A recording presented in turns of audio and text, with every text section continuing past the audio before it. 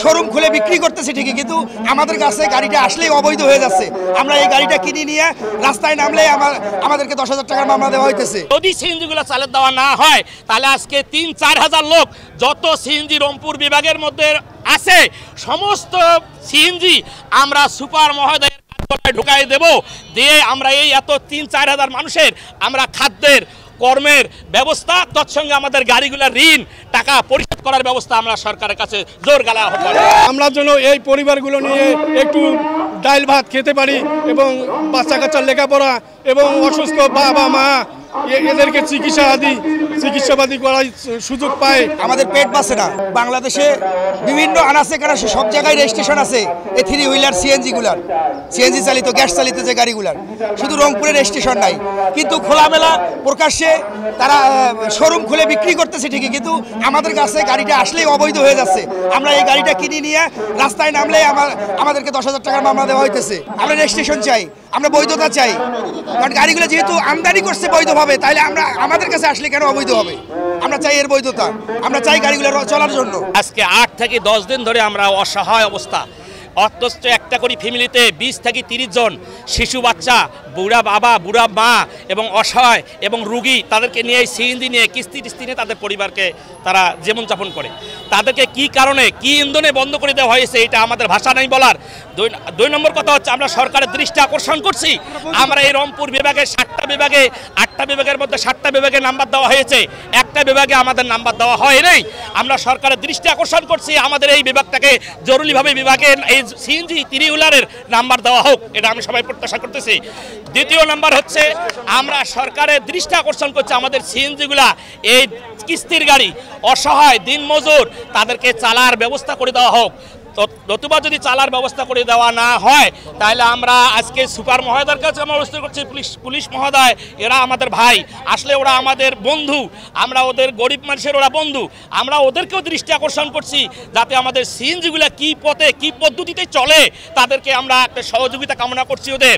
2 নম্বর কথা হচ্ছে যদি সিএনজিগুলো চালু দেওয়া না হয় তাহলে আজকে 3-4 হাজার লোক যত সিএনজি রংপুর বিভাগের মধ্যে আছে সমস্ত সিএনজি আমরা সুপার মহোদয়ের কার্যালয়ে ঢুকাই দেব, দিয়ে আমরা এই এত 3-4 হাজার মানুষের আমরা খাদ্যের কর্মের ব্যবস্থা, তৎসঙ্গে আমাদের গাড়িগুলোর ঋণ টাকা পরিশোধ করার ব্যবস্থা আমরা সরকারের কাছে জোর গলায় আহ্বান করি। মানে বিভিন্ন লোকাল রুটে যেমন আপনারা একটা জিনিস জরিপ করেন, যান মাহিগঞ্জ থেকে পাউটানা কোনো বাস নেই, তামুলপুর ইরাদা একটা বাস আপনারা পাবেন না।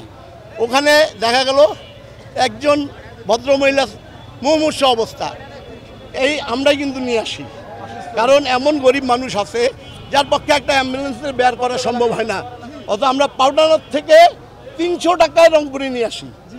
তো এই 300 টাকায় নিয়ে আসলে যে কোনো লোকের সম্ভব একটা রুগীকে ভালো একটা চিকিৎসা কেন্দ্রে নিয়ে আসা। তো আমরা আজকে যেটা আপনারা জানতে চাচ্ছেন বারবার, আমরা এই মানববন্ধনটা করছি, কারো বিরুদ্ধে অভিযোগ নেই, কারো বিরুদ্ধে আমাদের কিছু নেই, আমরা শুধু আমাদের বৈধতার স্বার্থে, আমরা রেজিস্ট্রেশনের স্বার্থে এই মানববন্ধন।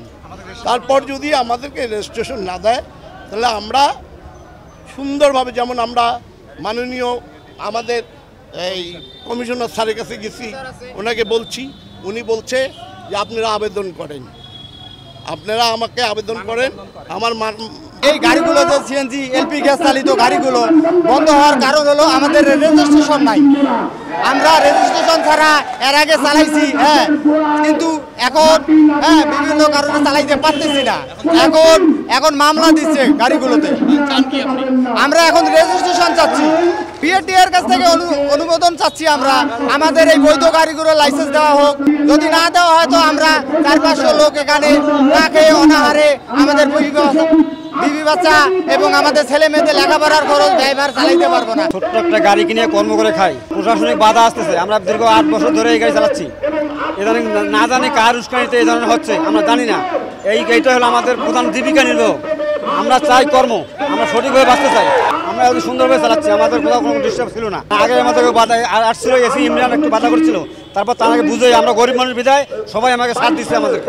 কিন্তু ইদানিং জানি না কি হচ্ছে, কার উস্কানিতে আমাদের প্রতি এত নির্মম জ্বালাতন হচ্ছে আমরা জানি না। আমরা প্রশাসনিক আমাদের হেল্প ছিল আমাদেরকে, আমরা গরিব মানুষ করে খাই, ঠিক আছে, তাদের দয়ায়। তো ইদানিং জানি প্রশাসন কেন আমাদের মুখ ফিরিয়ে নিল আমরা নিজে বুঝতে পারতেছি না। রংপুর শহরে যত স্থানান্তর সব মিলে 600-700 আমরা ড্রাইভার আছি এবং 600-700 ড্রাইভারের এক একটা করে ড্রাইভারের বলে 5 জন 6 জন 7 জন করে পরিবার আছে। এই পরিবারগুলো নিয়ে আজকে আমরা ভীষণ চরম সম্মুখীন হয়ে দাঁড়িয়েছি এবং বাচ্চা কাচ্চার লেখাপড়া খরচ এবং চিকিৎসাপাতি চাওয়া আমাদের এই গাড়িগুলোকে রেজিস্ট্রেশন দিয়ে আমাদের পুনরায় চলার ব্যবস্থা করে দেব এবং আমরা অবৈধভাবে চলাইতেও চাই না। আর এরকম আমাদের এটা যারা উপর মহল আছে তারা যেন আমাদের এই সুদৃষ্টি, এই শহরে সিটি মেয়র আছেন এবং পুলিশ কমিশনার আছেন, ডিসি আছেন, এসপি আছেন এবং অন্য ব্যক্তিবর্গরা আছেন, তারা সবাই সুদৃষ্টিতে কামনার জন্য এই পরিবারগুলো নিয়ে একটু ডাল ভাত খেতে পারি এবং বাচ্চা কাচ্চার লেখাপড়া এবং অসুস্থ বাবা মা এদেরকে চিকিৎসাপাতি করার সুযোগ পায়। আমাদের পেটে অনেক ক্ষুধা, কিন্তু আমরা এই ক্ষুধার জ্বালায় আমরা এখন এই পথে আমরা রাস্তায় এখন আমরা নামিয়ে গেছি। এখন আল্লাহ পাকের ইচ্ছা, আল্লাহ পাক যদি গরিবের উপর যদি সহায়তা দিক থাকে, এরকম দুশ্মনের জনজন ঘাড়ে একটা করে ইয়াজন হয়, দুশ্মন জন নষ্ট হয় যায়।